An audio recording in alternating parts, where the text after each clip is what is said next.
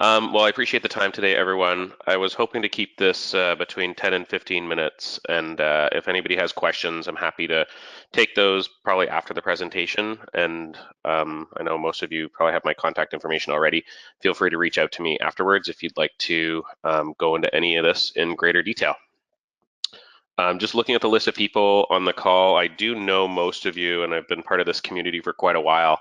But just a quick introduction, I have been working in the accessible transportation technology industry for a little over 10 years now. And like I said, I've had the opportunity to work with a number of you on the phone across Canada. And something that I'm able to bring in terms of value to this group is I also have quite a bit of experience working with other agencies in different countries with different regulatory bodies and legislation, like the United States, Australia, and the UK. So I'm able to maybe frame some of what's happening from an innovation standpoint for the accessibility community in different ways than just isolated to Canada, and maybe give some insight as to how things are panning out around the world. So today's topic, instead of walking you through a whole bunch of stuff about Routematch, a whole bunch of stuff about our technology or that type of thing, I was going to talk about something that I'm pretty passionate about. It's something that I've been working on and we've been working on that's helping to transform the lives of the people within the accessibility community. Um, the theme that I'd like to carry through this presentation is one, like I said, I'm extremely passionate about, and that is this concept of accessibility first, and taking an accessibility first approach on all types of portions of your operation. I'm a technologist, so I think there's probably going to be a bit of a skewed presentation here that a lot of what I'll talk about is around technology, but we'll talk briefly towards the end around other elements as well, and how the principle or the concept of accessibility first can be applied to various parts of your operation. So to frame this conversation a little bit, I'm going to just show you something that was published back in August in 1991, and that what you're looking at right now is the very first website. The very first website was, as you can tell, not not much like websites that we have today. It was designed for very specific screens. It was designed for very specific inputs. It was very it was designed specifically for one type of, I guess, display. Over time, we started to see websites get richer. We started to see multimedia be introduced to websites, pictures, videos, links to other pages, embedded pages within pages. And as the, I guess, content was changing, the screens were also changing. People were getting larger computer screens. People were getting multiple computer screens. And they were getting different inputs. They had keyboards, mice, trackpads, and everything was going really well. And people were really embracing the internet and the World Wide Web. But something changed. And what changed was people started to access the internet from their smartphone. And when they started accessing the internet from their smartphone, what happened was those pages that were designed for those larger displays or were designed to have mice or mouses or keyboards to input, they were kind of jammed into these smaller screens, smaller devices with limited input capabilities that had less real estate and were extremely cumbersome. I think everybody can probably relate to this screen here as to uh, what a newspaper would have looked like back then on one of these smaller displays. So what I guess has happened over time is that companies started to recognize this need for redesigning mobile websites and redesigning content and how it would be displayed on a mobile screen, a smaller screen with less real estate.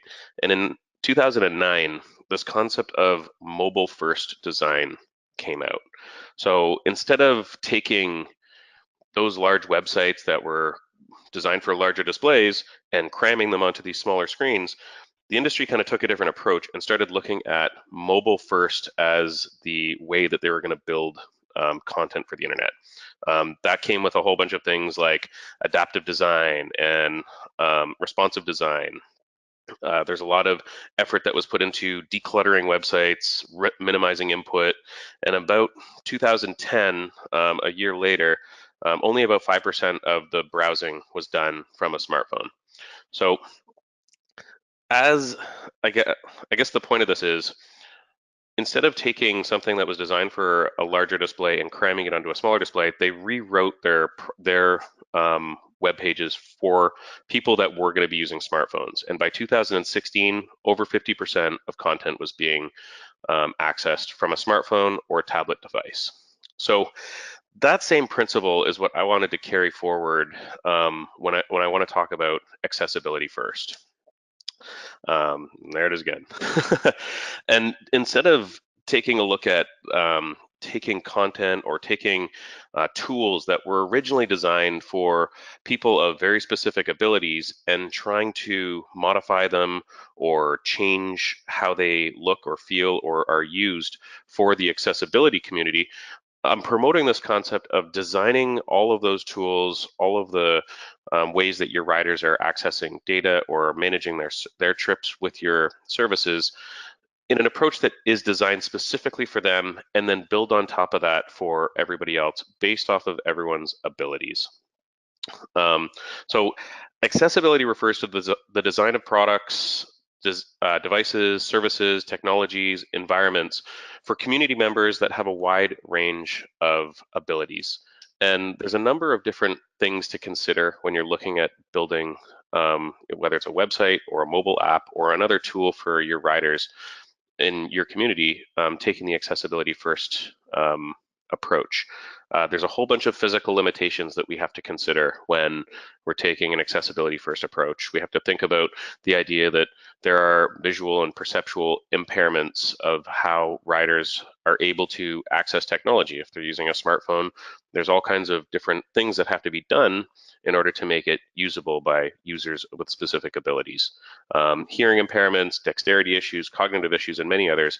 These are all physical limitations that have to be taken into consideration when you're actually designing new technologies and new innovations and new services for the riders within your community. There's other limitations as well, situational limitations, and this has been something that's extremely important from a legislative standpoint in the United States around Title VI requirements to allow riders of different socioeconomic classes to be able to access the same services, cellular coverage, unbanked riders, access to technology. All of the services that you're providing to some individuals have to be provided to all individuals in some way, shape, or form. So taking this concept of accessible design or accessibility first, we start asking questions like, how can we design a better experience for these riders? How can we create services that ensure that no rider gets left behind? And when you start from the ground up and try to design your services or your technology or anything within your organization and take the accessibility first approach, you're going to make sure that you address the needs of your most vulnerable communities first. And that community is typically the most difficult to actually meet the requirements of.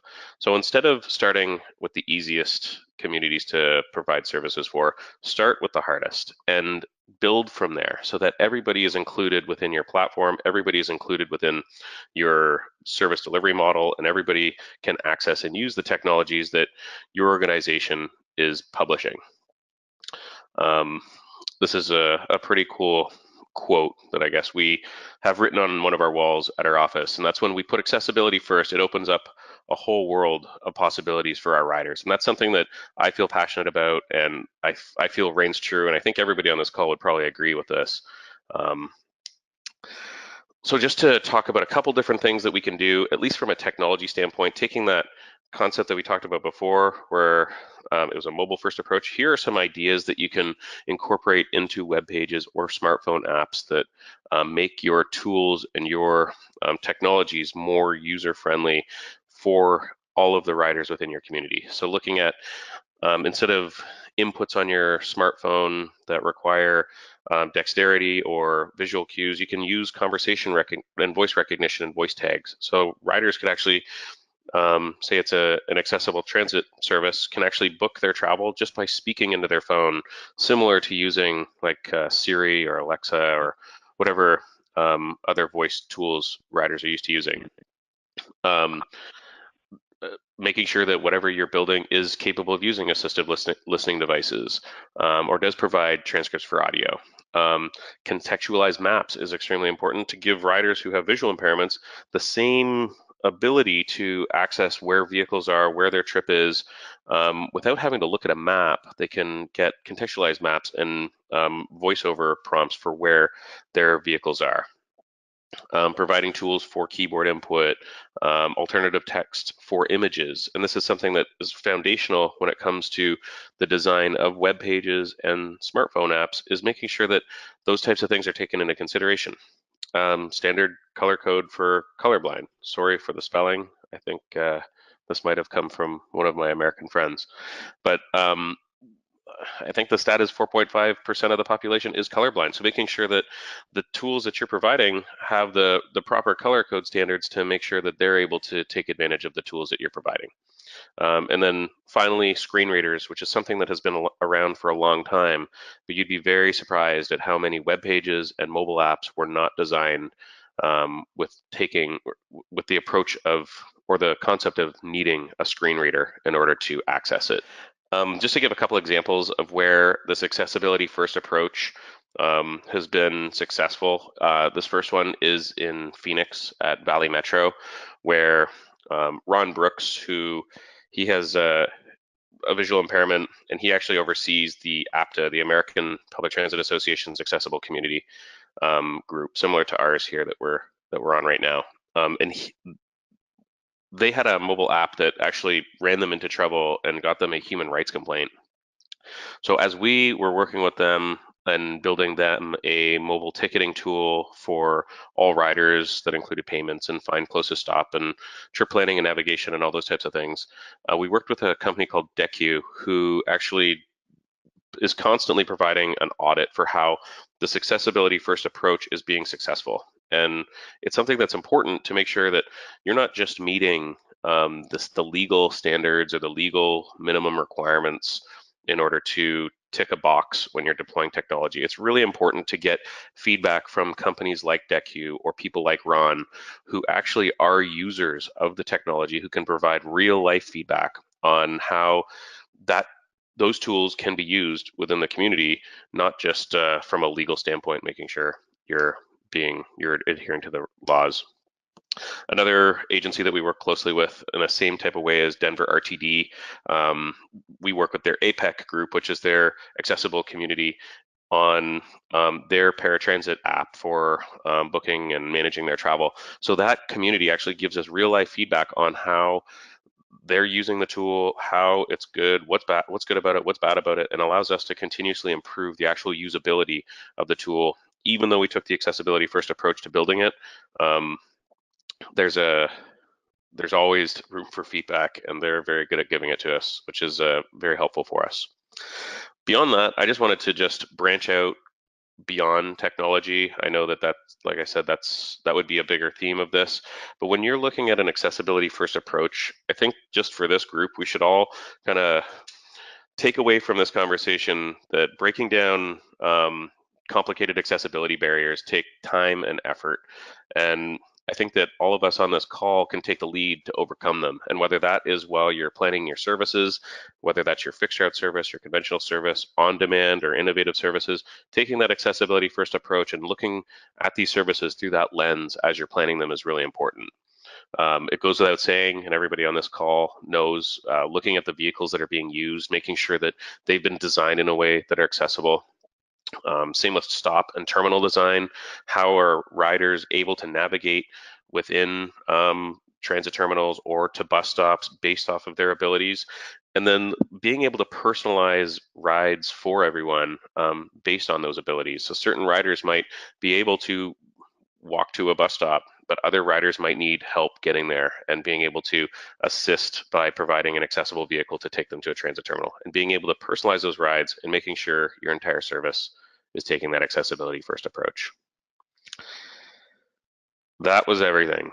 I hope that was I hope that was helpful. I didn't want this to be something that was specific to Routematch. I wanted to just carry a theme through the conversation of that I think we're all probably passionate about, and hopefully re-energize everybody when you're looking at building out services, considering technology, and managing your operations.